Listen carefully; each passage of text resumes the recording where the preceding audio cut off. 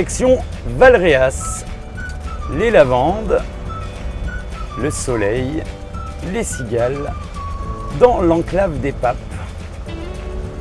Ça, c'est les vacances.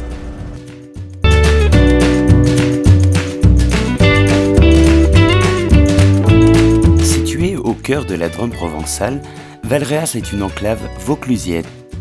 Je suis actuellement en haut de la tour Ripert, à 17 mètres de hauteur. Une tour en fait de 3 étages avec une terrasse panoramique là où je suis actuellement. La tour Ripert que l'on appelle communément la tour de l'horloge.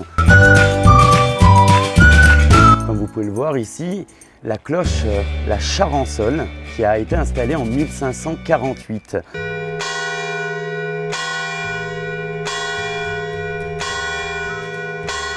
La forteresse féodale, elle a été édifiée au XIIe siècle par les co-seigneurs de Valréas. C'est un détail historique.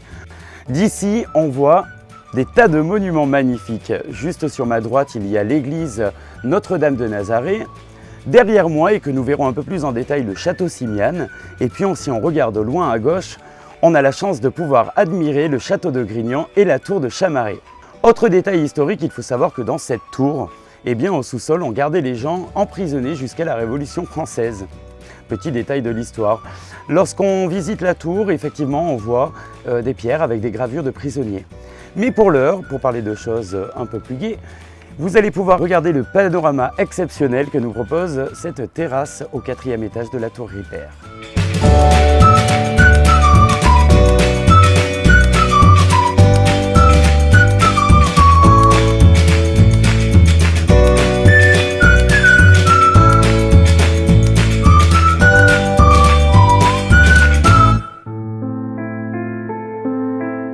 Après avoir vu ce panorama incroyable, c'est maintenant dans une magnifique chapelle que je vous emmène.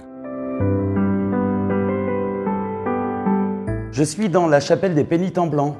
Chapelle des Pénitents Blancs qui a été construite en 1642 et qui est vraiment un monument historique très important de la ville de Valréas. Je vais vous laisser admirer et puis ensuite je vous donnerai quelques explications.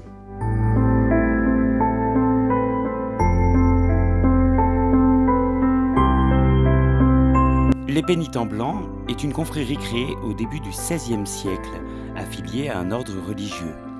Ils se consacrent notamment aux malades qu'ils soutiennent avec leurs soins et leurs prières.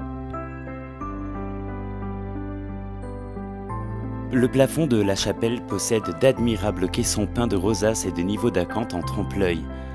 La feuille de cette plante est d'ailleurs une caractéristique du chapiteau corinthien. Comme vous pouvez le voir, chaque travée est décorée par un tableau en son centre.